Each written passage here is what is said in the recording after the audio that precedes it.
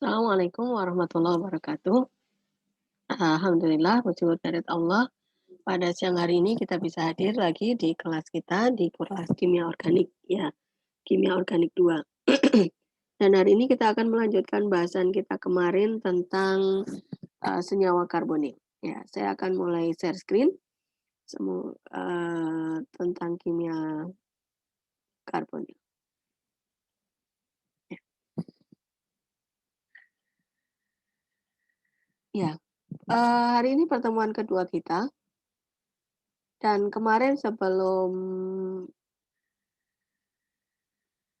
di akhir perkuliahan kita sudah membahas ya bahwa di dalam senyawa-senyawa karbonil itu kita mengenal ada 4 reaksi umum pada senyawa karbonil. Nah, hari ini kita akan bahas keempat reaksi umum pada senyawa karbonil ini ya. Kemarin kita sudah membahas tentang reaksi adisi nukleofilik yang ini khasnya untuk golongan aldehid dan keton. Kemudian reaksi substitusi nukleofilik asil yang ini khas untuk golongan asam karboksilat dan turunannya, serta reaksi substitusi alfa dan reaksi kondensasi karbonil. Ya. Kita akan lihat sekilas dari keempat reaksi ini. Ya. Pertama, reaksi adisi nukleofilik. Ya, ini adalah reaksi yang spesifik untuk aldehid dan keton. Ya. Reaksi ini eh, karena namanya reaksi adisi, maka dia akan melibatkan pemutusan ikatan rangkap dari karbonil. Ya, dan kemudian ketika karbonil ini diserang oleh suatu nukleofil, ya, maka dia akan putus ikatan rangkapnya dan terjadi intermediate tetrahedral. Ya, intermediate tetrahedral ini yang berupa anion, ya, anion alkoksida ini nanti akan distabilkan. Nah, cara stabilisasi dari anion ini akan ada 2 cara. Yang pertama, dia akan menstabilkan melalui pengambilan proton dari sekitarnya dan kemudian akan terbentuk alkohol. Atau yang kedua, melalui terjadinya pembentukan ikatan rangkap baru antara C dengan nukleofil. Ya, tetapi sebelumnya diikuti dengan hilangnya atau eliminasi air atau hidroksida. Ya. Nah, untuk yang kedua ini, ya ini akan terjadi pada adisi oleh amina. Jadi kalau ini nukleofilnya adalah amina, maka amina ini yang terjadi pada amina, si alkoksida ini bukan mengambil H H dari lingkungan ya, kemudian terbentuk produk akhirnya adalah alkohol ya, tetapi produk ini kemudian masih berlanjut ya, diikuti dengan eliminasi dari hidroksida ini, OH sebagai OH atau sebagai H2O, dan kemudian terjadi pembentukan ikatan rangkap ya antara C dengan nukleofil. Sehingga terjadilah ikatan rangkap baru antara C dengan nukleofil. Ini adalah reaksi adisi. Ya. Nah, ini untuk adisi amina itu akan menghasilkan imina seperti ini ya. Ini adisi amina. Ini adalah amina ya. Kemudian terjadi pemutusan ikatan rangkap dari CO. CO menjadi alkoksida ya, dan kemudian ini mengambil proton dari sekitarnya. Ini mengambil proton dari kelebihan proton di amina ini, terjadi pergeseran menjadi hidroksida dan kemudian mengambil proton dari lingkungannya menjadi OH2 dan terjadi eliminasi air, diikuti dengan pembentukan ikatan rangkap baru antara C dengan amina atau nukleofil ini. Nah, produk ini disebut sebagai imina. Ya, ikatan rangkapnya antara C dengan N, ini produknya adalah imina. Kalau aldehid dan keton mengalami adisi oleh amina, ya, amina, ini amina, maka hasilnya adalah imina. Ya, ini hasilnya adalah imina. Nah, kita akan lanjutkan nanti untuk pembahasan tentang adisi amina akan ada pembahasan lebih lanjut di belakang ya. Ini masih gambaran awal ya tentang reaksi-reaksi yang terjadi ya. Tadi kita sudah bahas reaksi adisi nukleofilik. Nah, yang sudah kita bahas di pekan lalu, hari ini kita akan membahas reaksi substitusi nukleofilik asil ya. Nah, reaksi ini khas untuk asam karboksilat dan turunannya karena kemarin kita pelajari sifat dari asam karboksilat dan turunannya itu dia mempunyai substituen yang sifatnya adalah mudah pergi atau sifatnya living group, ya. Ini kalau, golongan asam karboksilat atau turunannya ini diserang oleh suatu nukleofil, ya, ini memang awalnya adalah terjadi pemutusan ikatan rangkap karbon dan oksigen dulu, ya, tetapi kemudian terjadi kembali ya ikatan rangkap itu terjadi lagi CO, ya, dan yang pergi adalah ini, leaving group-nya tadi, ya.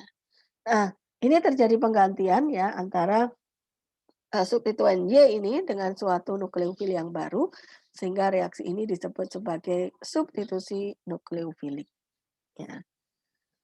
Nah, reaksi ini nanti berguna untuk pembentukan derivat-derivat asam karboksilat. Ya, derivat-derivat asam karboksilat itu dibentuk dari, substitusi nukleofilik asam karboksilat, ya. Ini kalau Anda lihat misalnya nukleofilnya itu OR, ya ini akan jadi ester, ya dari OR itu dari alkohol, maka nanti produknya akan jadi ester. Kalau nukleofilnya itu dari Cl, ya dari, halida, maka produknya nanti akan menjadi hasil klorida dan seterusnya. Ya, jadi ini berguna untuk pembentukan derivat-derivat asam karboksilat.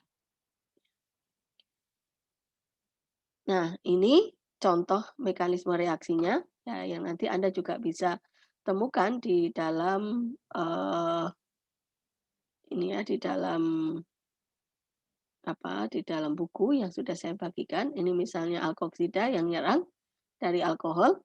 Nah, ini akan terjadi pemutusan ikatan rangkap CO dulu ya, tetapi kemudian terjadi ikatan rangkap baru lagi dan kemudian yang pergi adalah, leaving group-nya ini. Ya, sementara nukleofilnya masuk ya dan ini terjadi, eee, derivat asam karboksilat yang lain ya, ini adalah ester, ya. Nah, reaksi berikutnya yang kita pelajari adalah reaksi substitusi alfa. Apa reaksi substitusi alfa? Reaksi substitusi alfa ini adalah penggantian proton alfa dengan suatu elektrofil. Nah, proton alfa itu yang mana? Ini proton alfa ini adalah proton yang terikat pada C alfa. C alfa. Kalau ini suatu senyawa karbonil, ya maka C alfa ini adalah C yang bersebelahan langsung dengan C karbonil. Ini adalah C alfa. Hidrogen yang berikatan dengan C alfa ini disebut hidrogen alfa. Nah, hidrogen alfa ini bersifat mudah dilepaskan ya karena adanya pengaruh resonansi dari senyawa karbonil, maka H ini nanti akan mudah dilepaskan sehingga C ini bisa mengalami reaksi senyawa karbonil ini bisa mengalami reaksi substitusi pada C alfanya. Ya, proton alfanya pergi karena dia mudah dilepaskan, kemudian suatu elektrofil akan bisa masuk di dalam C alfa ini. Nah, reaksi ini disebut sebagai substitusi alfa, ya.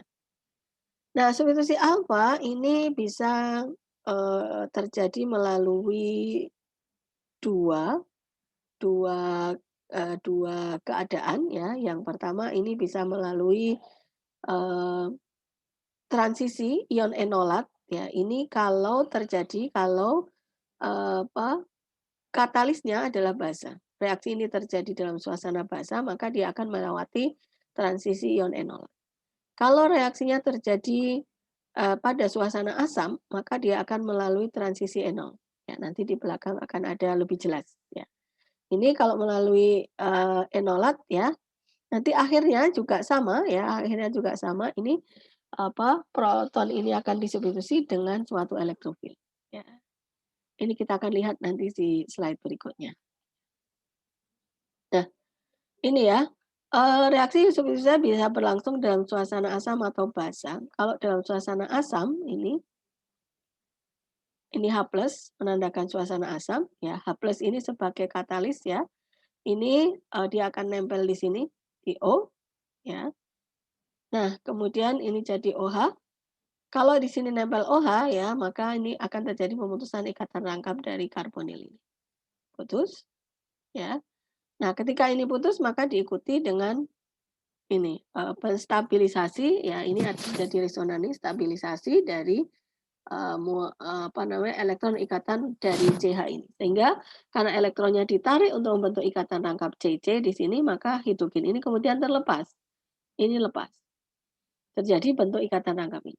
Ini adalah enol. Jadi kalau suasananya asam, maka ini akan melalui enol. Kalau basa bagaimana? Ya, ini kalau basa OH-, dia akan langsung mengambil proton ini. Ya, bagaimana dia bisa mengambil proton ya? Ini diambil protonnya, kemudian ikatan rangkap ini akan sorry, proton elektron ikatan antara CH ini akan ditarik untuk membentuk ikatan rangkap CC ya. Dan ini CO karbonilnya ini akan putus ya menjadi suatu anion. Nah, ini akan terbentuk melalui ion enolat. Kalau berlangsung di suasana basa. Ya. Hasilnya nanti sama ya, substitusi alfa bisa ya, tapi kalau dilakukan pada suasana basa dia akan melalui transisi enolat, kalau suasananya asam dia akan melalui transisi enol. Itu pada substitusi alfa. Nah, kemudian yang berikutnya tentang reaksi kondensasi karbonil. Ya. Apa sih reaksi kondensasi karbonil? Ya, reaksi kondensasi karbonil ini merupakan reaksi antara dua senyawa karbonil yang bergabung sama. Salah satu karbonil harus mengandung proton alfa yang bersifat asam, ya, yang ini nanti akan bersifat sebagai nukleofil, sedangkan senyawa karbonil yang lain akan bersifat sebagai elektrofil. Ya. Nah, reaksinya ini merupakan kombinasi antara substitusi alfa dan adisi nukleofilik. Ya, nanti kita akan lihat ya. Gabungan dari substitusi alfa dan adisi nukleofilik. Jadi tadi kondensasi karbonil itu terjadi antara dua senyawa karbonil ya, dan salah satunya dia harus punya proton alfa. Ini proton alfa ya, ini C alfa, kemudian hidrogen yang terikat pada C ini adalah proton alfa. Kalau dua aldehid bergabung ya dalam suasana basa, nanti ini akan terbentuk aldol. Ya. Nah, ini mekanismenya bagaimana? Kita lihat ini dalam suasana basa. OH- ya, ini OH- akan mengakuisisi mengambil proton di sini. Kemudian ini akan terjadi ditarik ya, ikatan antara C dan H ini elektronnya ya, sehingga C ini menjadi negatif. Ya. Nah, ini negatif, ini akan berfungsi sebagai nukleofil.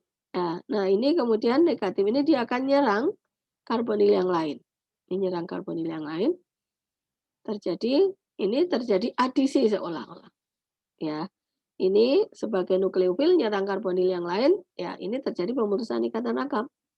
Ya. Nah, ini ya kemudian terjadi pemutusan ikatan rangkap O-, kemudian ini mengambil A, ini menjadi OH. Ya. Nah, ini terjadilah senyawa yang disebut sebagai aldol ya, karena ini ada aldehid dan alkohol. Ya. Ini contoh dari reaksi kondensasi karbonil. Jadi kalau kondensasi karbonil itu terjadi pada dua senyawa karbonil. Ya, terjadi pada dua senyawa karbonil. Dan salah satunya, tadi syaratnya salah satunya harus mempunyai proton alfa. Ya. Oke, ya.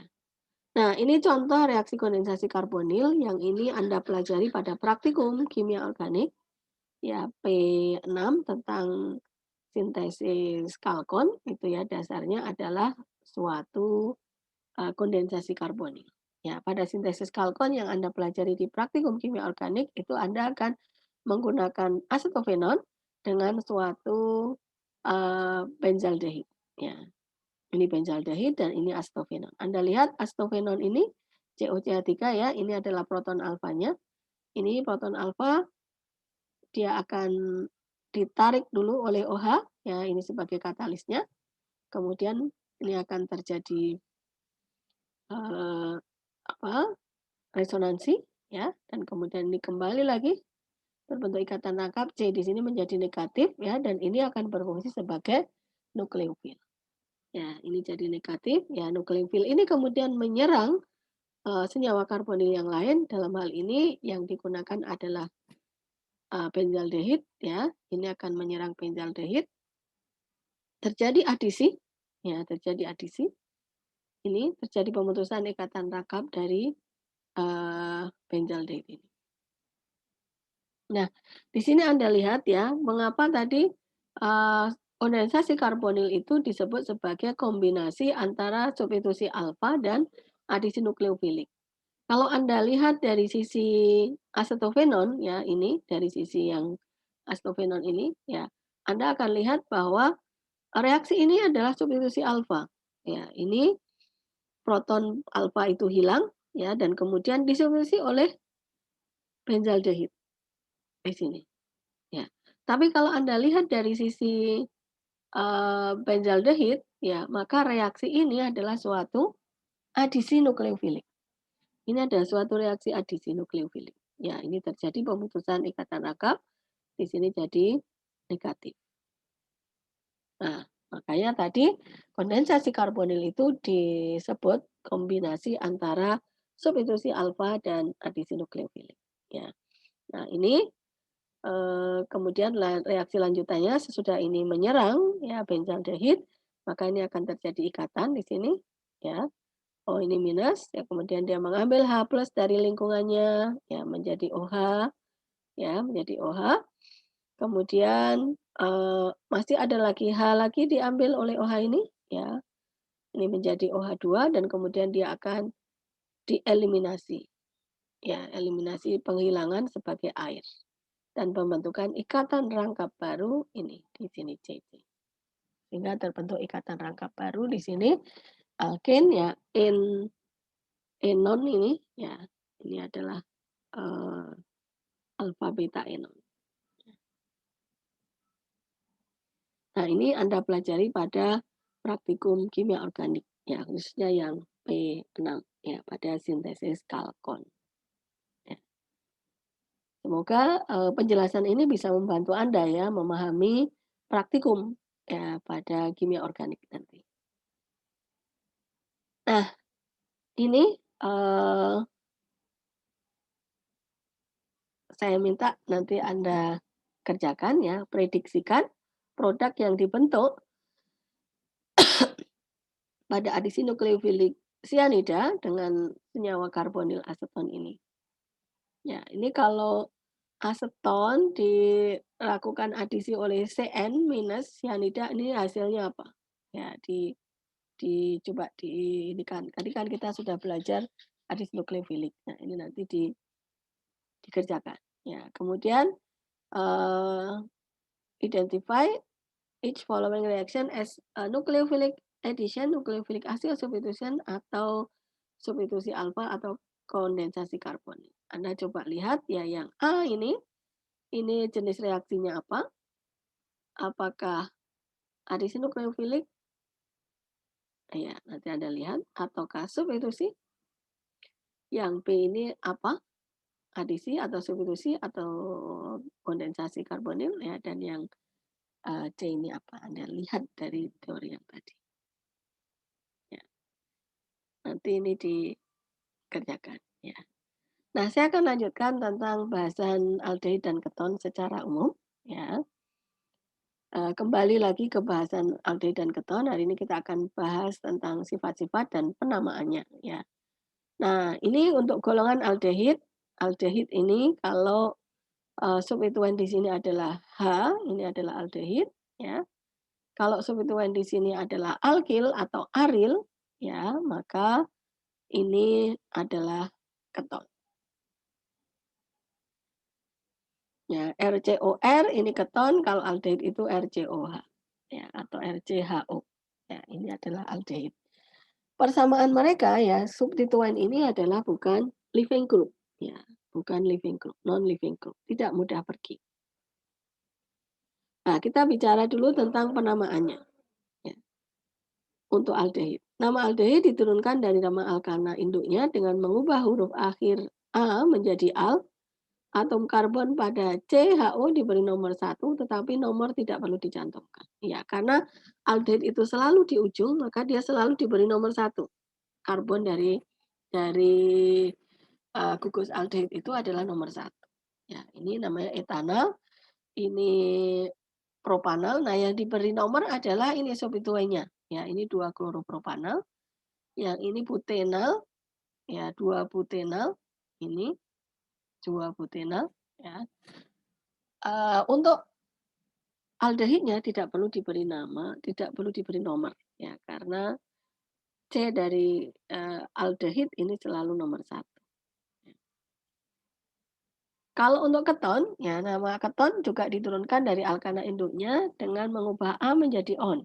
Bila perlu digunakan nomor, karena karbonil dari keton itu tidak selalu di ujung. Ya, sehingga dia harus diberi nomor kalau diperlukan ya. Kalau seperti ini sikloheksanon dia di mana saja karena tidak ada substituen yang lain, maka dia tidak diberi nama, tidak diberi nomor maksudnya ya. Ini namanya tetap sikloheksanon.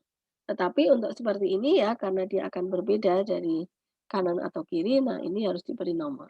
Ini adalah 2 pentanon, penomoran itu harus menunjukkan nomor yang paling kecil. Ya, dari sisi dihitung dari sisi di mana karbonil ini akan mempunyai nomor yang lebih kecil. Jadi ini disebut 2 pentanon. Ya. Kalau ada 2 keton, 2 aldehid ya, ada 2 karbonil maka ini dikasih dion, 24 pentanadion. Ya. Nah, beberapa aldehid dan keton itu mempunyai nama trivial ya, dan kadang nama trivial ini lebih terkenal ya dibanding nama IUPAC-nya. Ya. Aldehid diberi nama menurut nama trivial asam karboksila induknya dengan mengubah imbuhan asam OAT menjadi uh, akhiran aldehid. Ya, nanti misalnya asetaldehid begitu ya. Kenapa disebut asetaldehid ya? Kenapa nggak disebut etanol? Nah, ini sering dibegitukan. Ini nama trivialnya ya. Asetaldehid itu nama trivialnya dari etanol. Ya. Nah, untuk keton itu sering ditambahkan keton. Ya, kanan kirinya gugus alkil atau aril yang terikat di kanan kiri, kemudian dikasih keton. Kecuali aseton. Nah, ini aseton ini sangat terkenal, tidak disebut propanon ya, tetapi dia sangat terkenal disebut sebagai aseton, bukan dimetil keton. Nah, posisi lain dalam molekul dirujuk dengan huruf Yunani. Nah, ini sering dipakai huruf Yunani, alfa, beta, begitu ya. Misalnya ini common names artinya nama trivial ya, untuk metanol itu lebih sering disebut formaldehid, untuk etanol itu lebih sering disebut asetaldehid, propenol ini sering disebut akrolit ya. 2 butenol ini disebut krotonaldehid ya. Kemudian benzen karbaldehid ini harusnya benzen karbaldehid disebut lebih terkenal sebagai benzaldehid. Nah, ini tadi nama IUPAC versus nama trivial ya.